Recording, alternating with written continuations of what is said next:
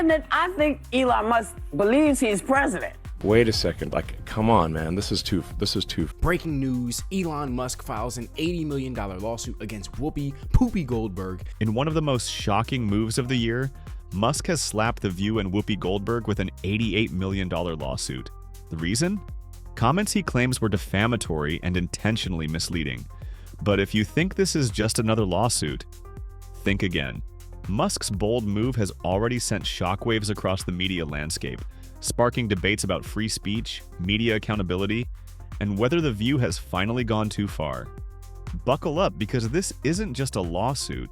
It's a cultural earthquake that's forcing everyone to reevaluate the role of daytime television in shaping public discourse. It all began with what appeared to be a casual segment on The View. I've been saying it for a while. Yes, you have. I've been saying that I think Elon Musk believes he's president. I do. Well, you've been calling him vice president. I've called him vice president. I called him president, because I don't know what JD is doing. I hardly ever say. I don't remember the last time we even talked about JD. You're right. He's planning the presidency when they get rid of Trump. So you think it's Musk Vance? Possible. But when you have deliberate, concerted, repeated push, you're supposed to, and you claim to be the good guys? I'm like, exactly. You're supposed to be the progressives. Yes, the Dems are like, oh, we're the good guys. We're the honest people. No, hang on. You can't claim to be the good guys. You can't claim to be the honest people if you're deliberately pushing hoaxes that have been debunked thoroughly. Yeah. Well, we're like, even Snopes, which is a liberal thing, says it's bogus. Yeah. Like the fine people. My cat lays in wait for me on my stairs all the time. They were actually standing there with their legs out, hoping he would trip. No, nobody wants anything done. No, to the president. it was lighthearted, and it's the holidays. Come on! My goodness. Or at least that's how it seemed at first. During the discussion, Whoopi Goldberg made bold accusations, suggesting that Musk and Senator J.D. Vance were secretly plotting to take control of the government if Donald Trump were ever removed from office. Let's pause here. Plotting to take control of the government? That's not just a hot take. It's a full-blown conspiracy theory. But Goldberg didn't stop there.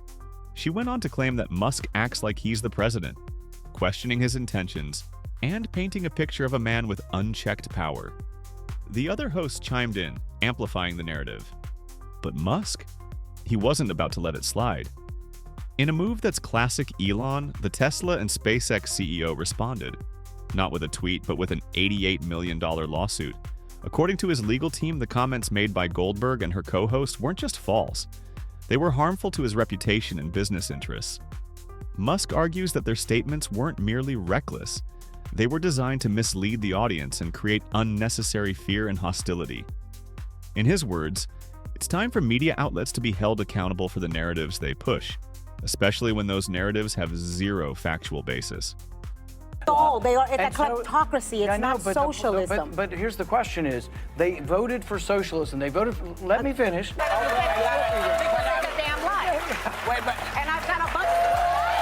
Thanks to Senator Rand Paul. That's why people like our show, because they know that we are checked by ABC News. But We're checked by everybody. Yeah, I mean, if we're wrong, we have, the legal note here.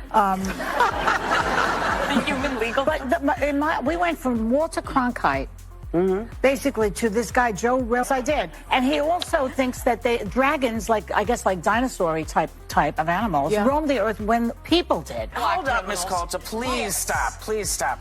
If you're gonna talk about race, at least know what you're talking about. At least know what you're talking about. Well, tell me how much you know about being black. Whoopi, however, is trying to play it off. After the lawsuit was announced, she claimed her comments were nothing more than lighthearted banter. But Musk isn't buying it, and neither are his supporters. As one fan tweeted, calling it a joke doesn't erase the damage it causes. Words have consequences, especially when you're broadcasting to millions. And honestly, they have a point. This lawsuit is more than just Musk versus The View. It's a battle over the growing mistrust in mainstream media.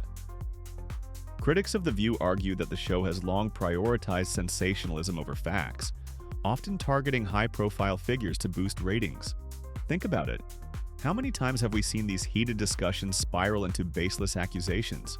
Whether it's political figures, celebrities, or entrepreneurs, The View seems to have a habit of crossing the line. And now it looks like those choices are finally catching up with them. As news of the lawsuit broke, social media erupted. Supporters of Musk praised him for taking a stand against misinformation, with hashtags like "cancel the View" and "support Elon" trending for days. But not everyone's on his side. Critics argue that Musk's lawsuit could set a dangerous precedent, making it harder for media outlets to critique powerful figures. They claim it's a billionaire using his wealth to silence dissent. Yet Musk's defenders are quick to point out the hypocrisy. One Twitter user summed it up perfectly. If we can't hold media accountable for spreading lies, where does that leave us? This isn't about silencing anyone, it's about restoring trust in journalism. And let's not forget, this isn't Whoopi's first brush with controversy. Over the years, she's made headlines for a slew of questionable remarks, from downplaying major historical events to making inflammatory comments about public figures. Clips have even resurfaced of her praising Donald Trump in the past, calling him a friend. Fast forward to today, and she's one of his harshest critics. So which version of Whoopi are we supposed to believe? It's moments like these that fuel skepticism about her credibility, and Musk's lawsuit is shining a spotlight on this inconsistency. But let's zoom out for a second. This case isn't just about Musk or Whoopi, it's about the tension between free speech and accountability. On one hand, we have the right to criticize public figures. On the other, there's a growing demand for media outlets to fact-check their claims and avoid spreading misinformation.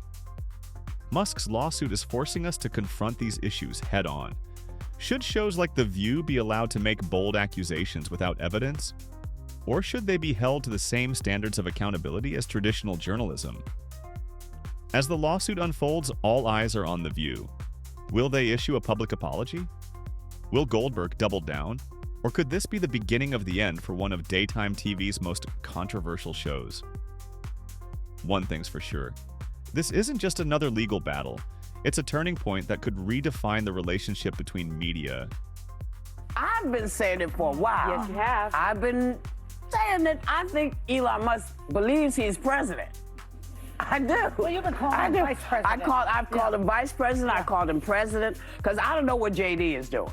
I hardly ever say. I don't remember the last time we even talked about JD. You're right. He's planning the presidency when they get rid of Trump.